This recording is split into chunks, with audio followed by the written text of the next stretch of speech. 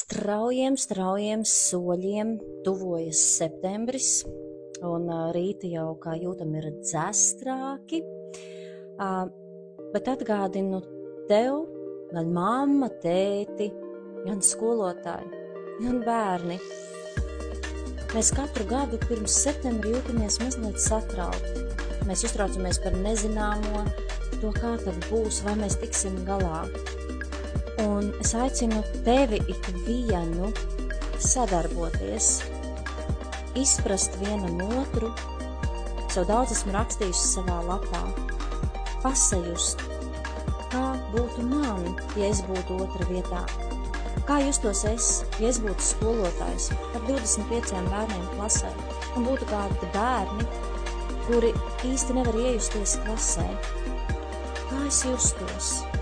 Vai man būtu bezgala daudz iekšējā resursa visu laiku būt priecīgam, smaidīgam, vai tomēr es reizēm būtu arī kā mans bērns skolotājs, kurš ir izmisis, kurš izjūt dusmas un bezcerību, un ko es kā vecāks varētu darīt, kā es varētu palīdzēt. Un ja es esmu skolotājs, kuram atkal ir dusma un gribas ierakstīt to negatīvo piezīmi, piezvanīt vecākam, pateikt jūsu bērns atkal, un teikt stop, kā rīkotos es? Ja es būtu mamma vai omīte šim bērnam, kā es justos? Un kā es varu atbildēt vai reaģēt savādāk? Kā es varētu darīt tā, lai uzlabotu šo situāciju? Kā es kopā ar vecāku varu atrast risinājumu šai situācijai, lai man būtu labi, lai vecākam būtu labi un pats galvenais, lai bērns nāktu pie manis ar prieku, lai bērns justos gaidīts. Un pirmais, kas mums būtu jādara, mēs bieži vien pieaugušie uzburam ilūzijas. Bērni dzīvo dzīvi patiesi. Viņi katru dienu ir tādi, kādi viņi ir. Ir dusmas uz āru, ir prieks uz āru, gribas lekt, lec. Mēs pieaugušie bieži vien uzburam sev ilūziju. Es esmu perfektais vecāks, vai es esmu perfektais skolotājs, būs mana kārtība, būs tā, kā es teicu. Un mēs uzburam ilūziju, ka mūsu klasē ir jābūt tā, vai vecākam mūsu bērnam ir jādara tas un tas, viņam ir jābūt tādam un tādam.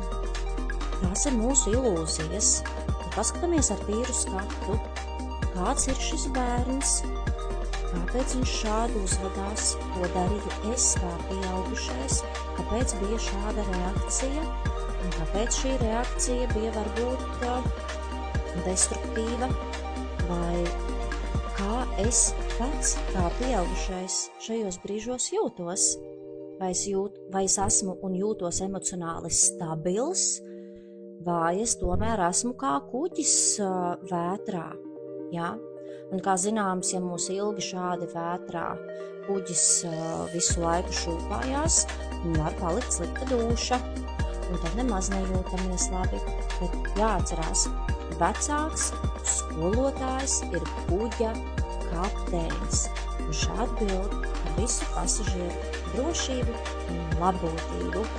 Un ja kapteinis nesarunājās ar pasažieriem, ja kapteinis nesarunājās ar pārējiem darbiniekiem uz klāja un ir tikai pats par sevi un brauc tikai tā, ka uzskata, ka viņš ir tas vienīgais pareizais kompas, nu tad nē, bet aprunājamies, runājam. Bērni visu vienmēr pastāsta, ko viņi jūt, kādas ir viņu sajūtas, kas viņiem patīk, kas nepatīk. Ieklausāmies bērnos. Jo bieži vien saka, ja tu pieaugušais nezini, kā atrisināt kādu situāciju, aprunājies ar piecgadnieku. Un risinājums būs gatavs. Lai viegli nāk septembris, lai ir prieciņš, ir kādi jautājumi raksti man, konsultāciju laiki pildās, tāpēc arī droši vari sazināties ar mani personīgi vai raksti komentāros jautājumus, kas tevi satrauc, un droši piesakāmies privātajām grupām, kas ir atsevišķi skolotājiem un atsevišķi arī vecākiem, un lūgums atbildēt visiem 3 jautājumiem, vai es esmu vecāks vai skolotājs, ja?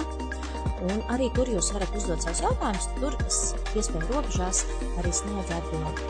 Lai viegli, lai gaiši dzimst nākamais mācību gads, un lai mēs viens otru satiekam septembrī ar prieku, ar smaidu, nevis ar Ja? Un tas viss ir mūsu pašu rokās. Lai jauka diena!